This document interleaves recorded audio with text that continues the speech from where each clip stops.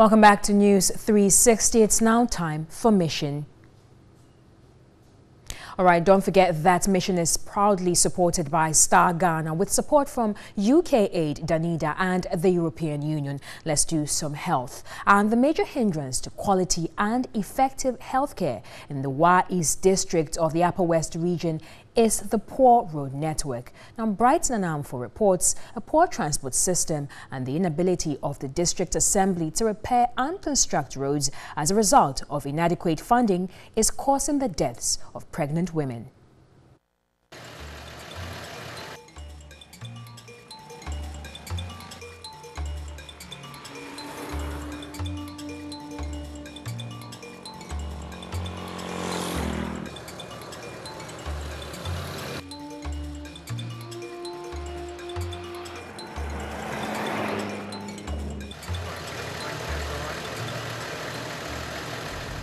Over 200 kilometers of road, all poor, dusty and unmotorable.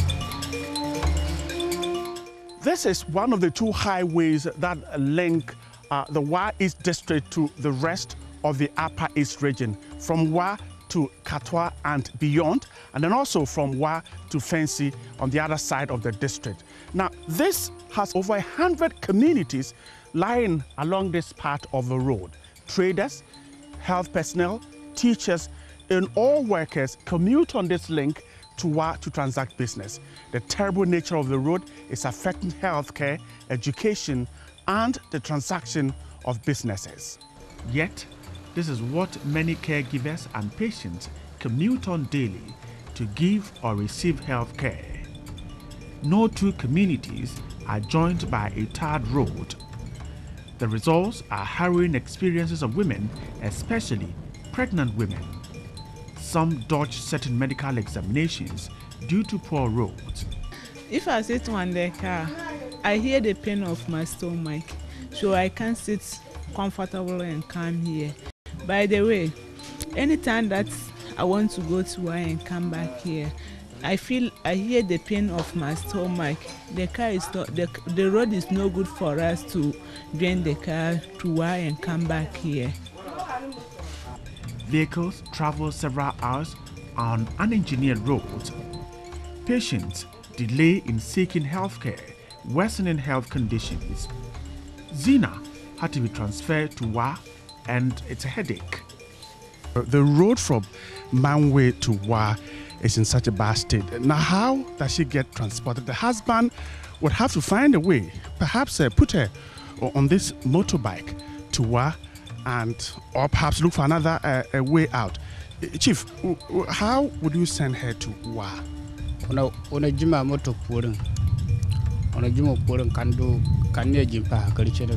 The husband just told us that he's going to put her on the motorbike and then support her with another person behind her to move them to the facility.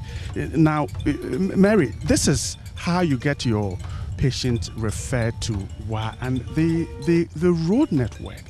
How is it affecting what you do here? Mostly when you transfer people, and most of them is always like this. There are no ways means we don't have emergency transport that you could easily call the person anytime to come for their clients. So the person have to carry the person by any other means possible. And looking at the road, the women are always in pain, and the shaking and all those things, it always increase the pain. By the time you even get to the hospital, you become restless and very tired, even finding it difficult to push for the baby to come out during delivery.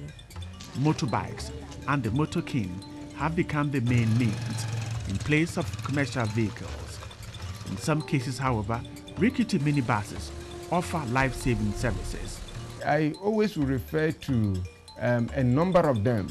For instance, I have two classical cases. One is the issue of transportation challenge. A woman came to one of our health centers, 7 a.m. In labor.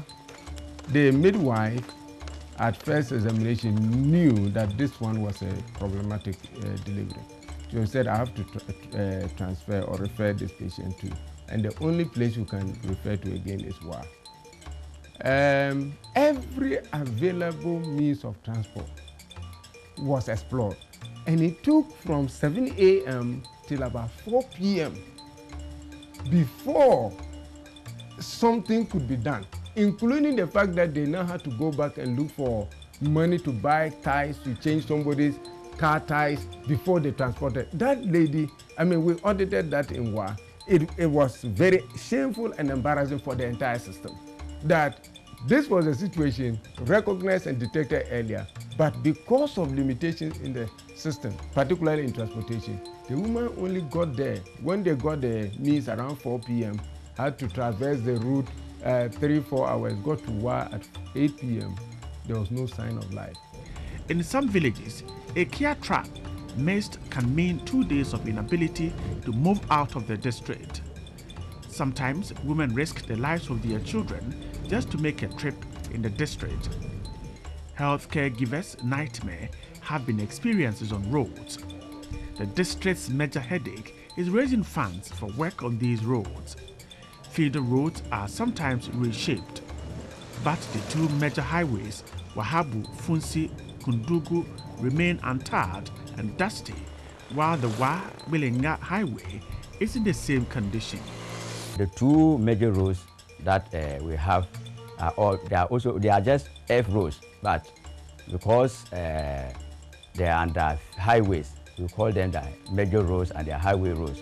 But it has been a very long time that these two roads has never received any graveling.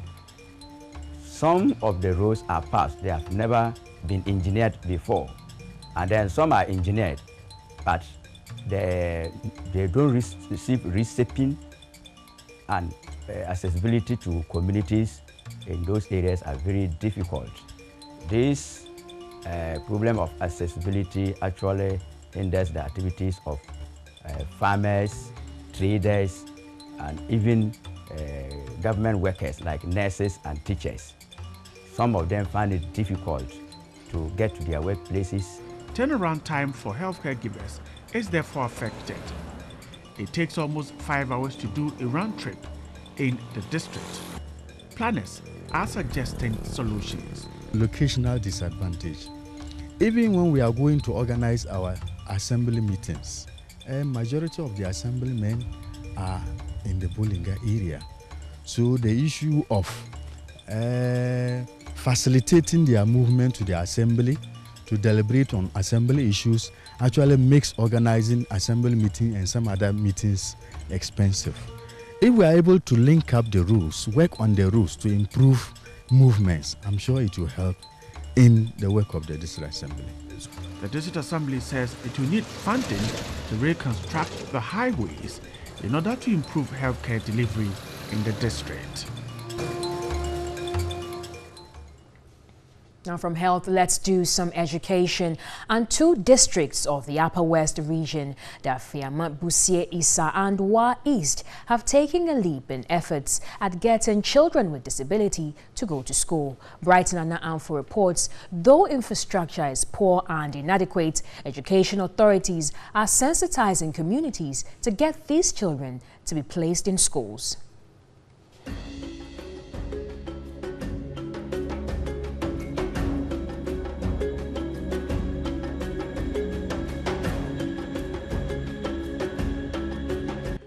Basic school infrastructure is a challenge.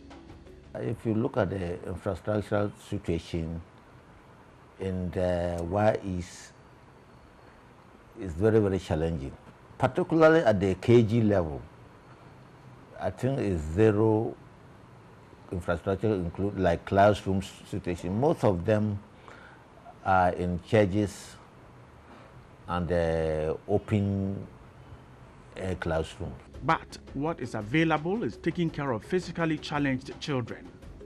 In both the Dafiama, Busie, Isa and the Wa East districts, schools have ramps for children. Though not all schools here have physically challenged children, they have been provided for.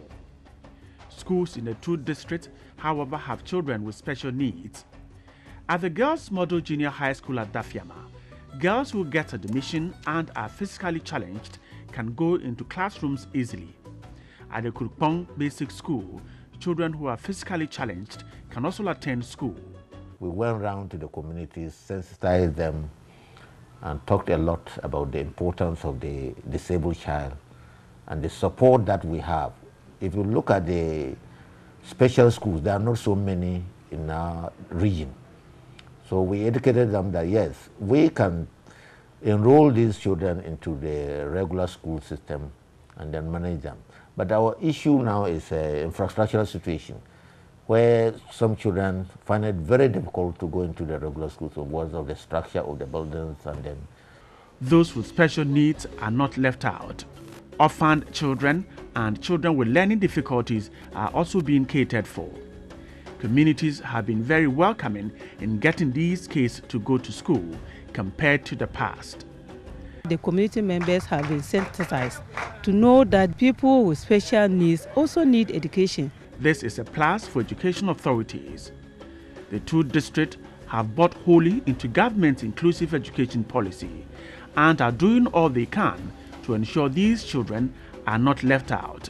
We went around to educate them and even screen them to see the degree of impairments and other things, and possibly make referrals to medical institutions for support. Last year, we went around to do the screening with specialists from the Ministry of Health who supported us to do that.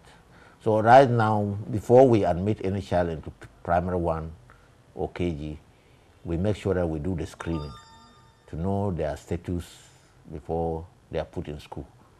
Inclusive education explores avenues through which children with special needs can be supported to go through education.